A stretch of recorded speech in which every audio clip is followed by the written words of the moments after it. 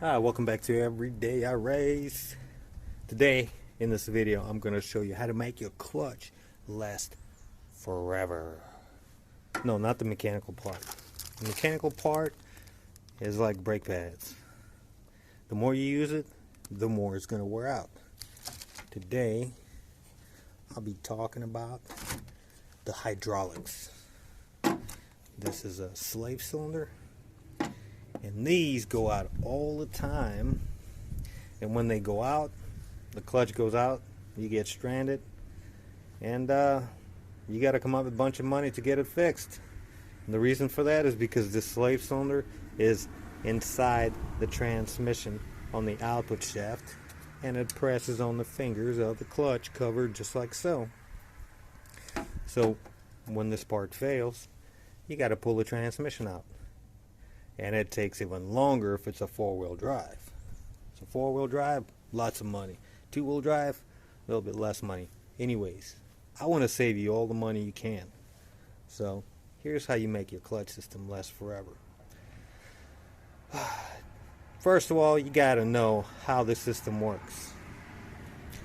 The hydraulic clutch system consists of a slave cylinder and a master cylinder. It's right over there. And it's full of brake fluid, aka clutch fluid, this .3 brake fluid. And the brake fluid is kind of like a Romeo, and it likes to get contaminated by Juliet. And Juliet is water. So when Romeo by himself over there in that container, and he does good job, comes to work on time, and always does the job correctly. But as soon as he gets to know Juliet, aka water, he starts skipping work, he starts going to longer lunches, and eventually he doesn't show up for work at all. And your system fails. Well, why does this happen?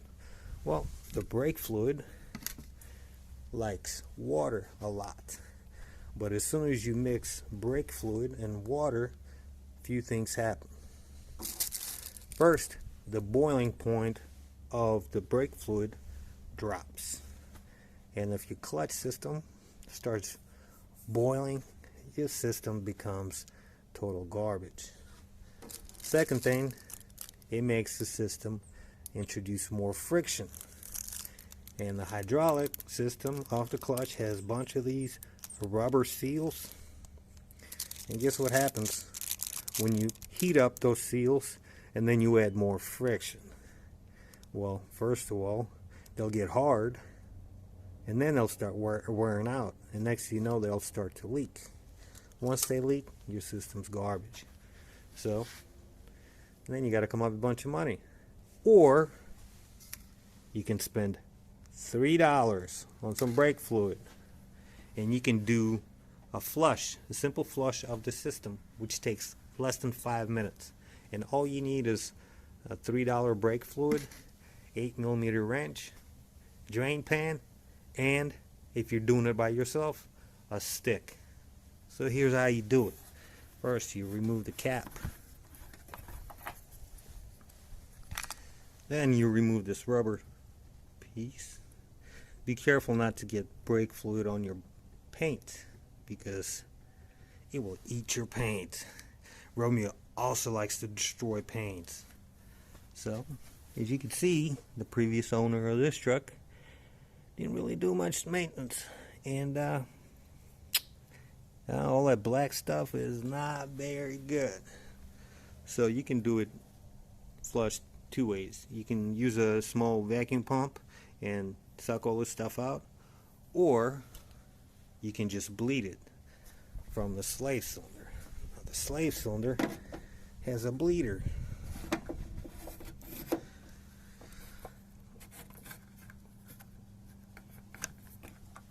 There you go. This is the bleeder. All you have to do is you have to open it up and let the fluid drain. So here's what I do. Since I'm doing it by myself, I check the brake fluid, then I go in the truck. Boom. put a stick between the seat and the clutch pedal so the clutch pedal is completely pressed. See, just like that.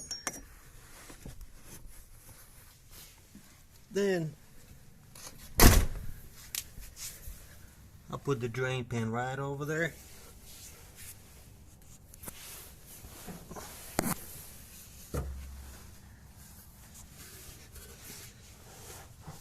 And go on the driver's side.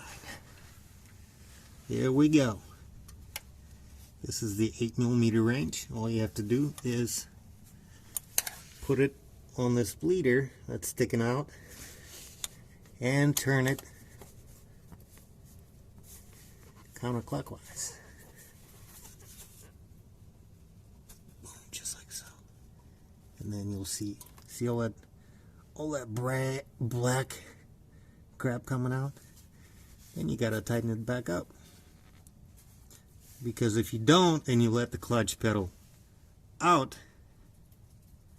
it's going to introduce air to the system. And air is just as bad as Juliet, aka water. So next I'm going to release the clutch pedal, pump it a few times, and do the same thing over again until the container drops down in the hose. Well, let's go ahead and do that.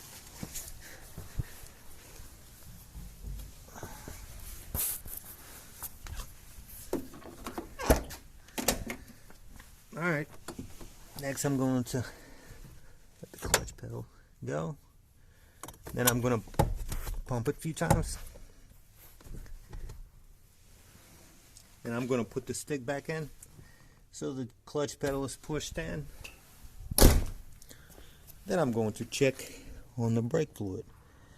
And from the look of it, I can still do it 2-3 times and not totally empty the master cylinder. Now, as long as the brake fluid doesn't go below about this area, you'll be safe. So let's go ahead and continue bleeding the system.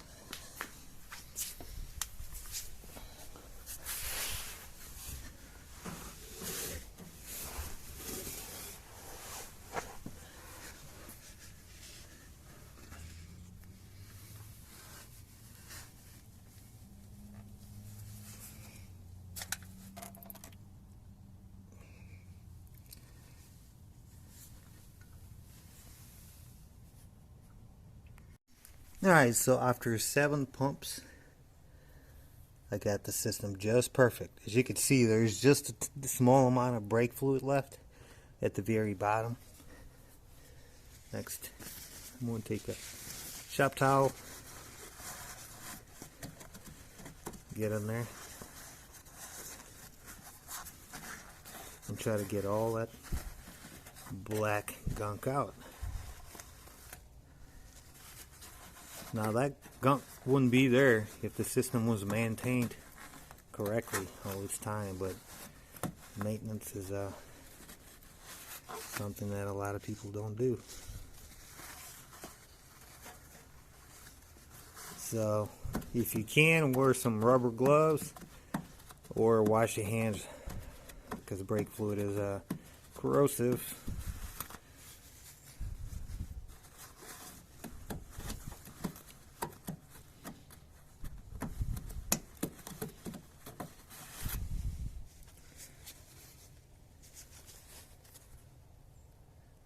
Alright, so I got all the gunk out of there. So next step is to add the brake fluid.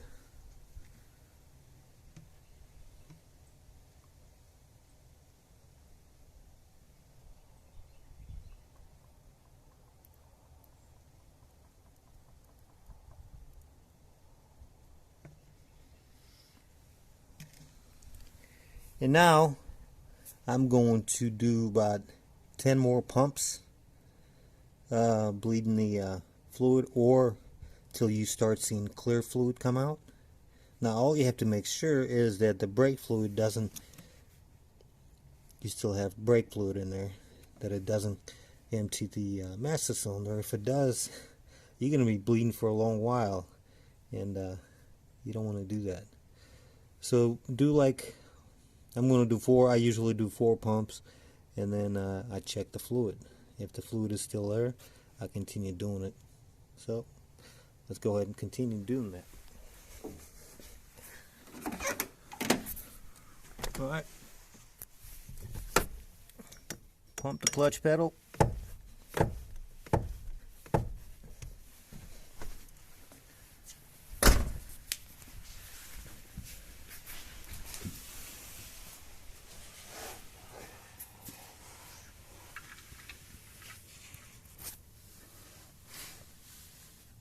And undo the bleeder. Let the brake fluid drip. Then tighten it back up. And continue doing it till the fluid comes out clear. Alright, once you start getting clear fluid coming out of the bleeder, go ahead and tighten it up by turning it clockwise, just like so. Then double check, make sure you have enough fluid in there, and I do. Next, what I like to do is I like to inspect this bladder. First, clean it up with a paper towel or any kind of towel, and inspect it for tiny little holes. If you see a hole in there, it has to be replaced. If there are no holes, you're good to go. Put it back in and put the cap back on.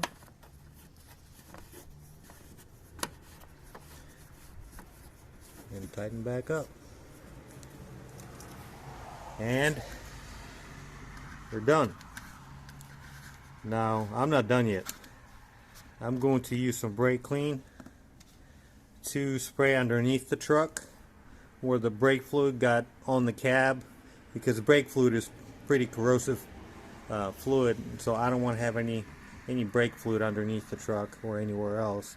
Then I'm going to use a little bit of wax and a towel and clean all this up. Even though the paint is not the greatest, I don't want it to bubble up, because I've seen it before many times. And after that, I'm going to go for a test drive and check it out. So if you like this video, hit a like button, and like always, have a good day. Alright, I almost forgot one last thing. When you go on the test drive, make sure you start your truck in neutral, just in case you made a small mistake and your slave cylinder is not working. Because your truck will start because the clutch switch will tell you that the clutch is in, but physically it won't be in. So put it in neutral and then try to put it in gear. If it doesn't go, then you made a mistake. But if it goes in, then you're good to go. Alright, I didn't make any mistakes.